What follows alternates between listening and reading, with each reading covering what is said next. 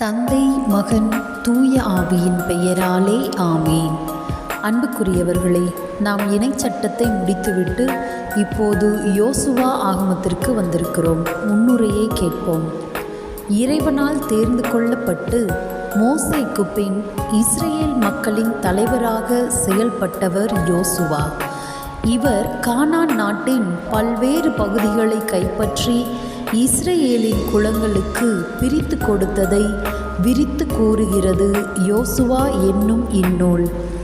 இந்நூலில் காண கிடக்கும் நிகழ்ச்சிகளுள் யோர்தான் ஆற்றை கடத்தல், எரிகோவின் வீழ்ச்சி, வாக்களிக்கப்பட்ட நாட்டில் குடியேறுதல், உடன்படிக்கையை புதுப்பித்தல் ஆகியவை குறிப்பிடத்தக்கவை.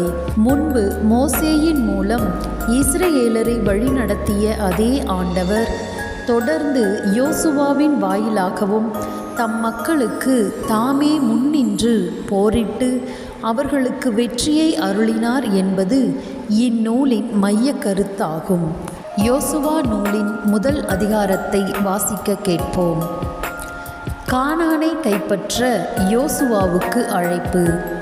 ஆண்டவரின் ஊழியர் மோசே இறந்த பின் நூனின் மகனும் மோசேயின் உதவியாளருமாகிய யோசுவாவிடம் ஆண்டவர் பின்வருமாறு கூறினார்: என் ஊழியன் மோசே இறந்துவிட்டான்.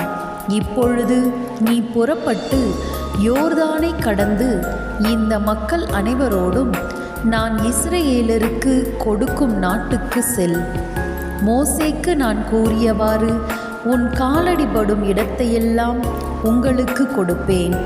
பாலை நிலத்திலிருந்து இந்த லெபனோன் வரையிலும், யூப்ரதீசு பேராறு தொடங்கி இத்தியர் நாடு முழுவதுமாக கதிரவன் மறையும் பெருங்கடல் வரையிலும் உங்கள் நிலமாக இருக்கும். உன் வாழ்நாள் முழுவதும் எந்த மனிதனும் உன்னை எதிர்த்து நிற்க மாட்டான்.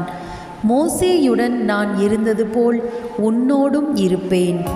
உன்னை கை நெகிழ மாட்டேன், கைவிடவும் மாட்டேன். வீறுகொள், துணிந்து நில். ஏனெனில் இம்மக்களின் மூதாதையருக்கு கொடுப்பதாக நான் வாக்களித்த நாட்டை இவர்கள் உரிமையாக்கிக் கொள்ளுமாறு செய்வாய். திடமும் உறுதியும் கொண்டு என் ஊழியன் மோசே கட்டளையிட்ட எல்லா சட்டங்களையும் கடைபிடிப்பதில் கவனமாயிரு. நீ அதனினின்று வலப்புறமோ இடப்புறமோ திரும்பாதே. அப்பொழுதுதான் நீ செல்லும் வழியெல்லாம் வெற்றி பெறுவாய். இந்த திருச்சட்ட நூலை உன் முன்னின்று அகற்றாதே. இரவும் பகலும் இதனை தியானம் செய்து இதில் எழுதியுள்ள அனைத்தையும் கடைபிடிப்பதில் கவனமாயிரு. அப்பொழுதுதான் நீ செல்லும் இடமெல்லாம் நலம் பெறுவாய், வெற்றி காண்பாய்.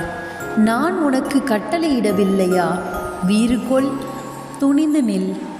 அஞ்சாதே, கவலைப்படாதே. ஏனெனில் உன் கடவுளும் ஆண்டவருமான நான் நீ செல்லும் இடமெல்லாம் உன்னோடு இருப்பேன். யோசுவா மக்களின் மேற்பார்வையாளருக்கு கட்டளையிட்டு கூறியது: பாளையத்தின் நடுவே சென்று இவ்வாறு மக்களுக்குரிய கட்டளையாக கூறுங்கள்: உங்களுக்கு வேண்டிய உணவை தயார் செய்யுங்கள். ஏனெனில் இன்னும் 3 நாள்களில் உங்கள் கடவுளாகிய ஆண்டவர் உங்கள் உடைமையாக உங்களுக்கு கொடுக்கவிருக்கும் நாட்டை உரிமையாக்கிக் கொள்ள இந்த யோர்தானை கடப்பீர்கள். ரூபன், காத்தின் மக்களுக்கும் மனாசேயின் அரை குலத்திற்கும் யோசுவா கூறியது: உங்களுக்கு ஆண்டவரின் ஊழியர் மோசே கட்டளையிட்டதை நினைவு கொள்ளுங்கள். உங்கள் கடவுளாகிய ஆண்டவர் உங்களுக்கு அமைதி அருள்வார். இந்நாட்டை உங்களுக்கு அளிப்பார். உங்கள் மனைவியும் குழந்தைகளும் கால்நடைகளும் மோசே உங்களுக்கு கொடுத்த கீழே யோர்தானில் தங்கலாம். ஆனால் வலிமை மிக்க நீங்கள் படைக்கலம் தாங்கிய போர் வீரர்களாக உங்கள் சகோதரர்களுக்கு முன்பாக கடந்து சென்று அவர்களுக்கு உதவுங்கள். ஆண்டவர் உங்களுக்கு செய்தது போல் உங்கள் சகோதரர்களையும் அந்நாட்டில் குடியேற்றி அவர்களுக்கும் அமைதி அருள்வார். அதுவரை அவர்களுக்கு உதவுங்கள். அவர்களும் உங்கள் கடவுளாகிய ஆண்டவர் கொடுக்கும் நாட்டை உரிமையாக்கிக் கொள்வர். பின்னர் கதிரவன் உதிப்பதும் கடவுளின் ஊழியர் மோசே உங்களுக்கு அளித்ததும் நீங்கள் ஏற்கனவே உடைமையாக்கி கொண்டதுமான கீழே யோர்தானுக்கு திரும்பி வந்து அந்நாட்டை உரிமையாக்கிக் கொள்வீர்கள். அவர்கள் யோசுவாவிடம், நீர் எங்களுக்கு கட்டளையிடுவதை நாங்கள் செய்வோம். நீர் அனுப்பும் இடத்திற்கெல்லாம் நாங்கள் செல்வோம். நாங்கள் மோசேக்கு எல்லாவற்றிலும் கீழ்ப்படிந்தது போல் உமக்கும் கீழ்ப்படிவோம். உம் கடவுளாகிய ஆண்டவர் மோசேயுடன் இருந்தது போல் உம்மோடும் இருப்பாராக.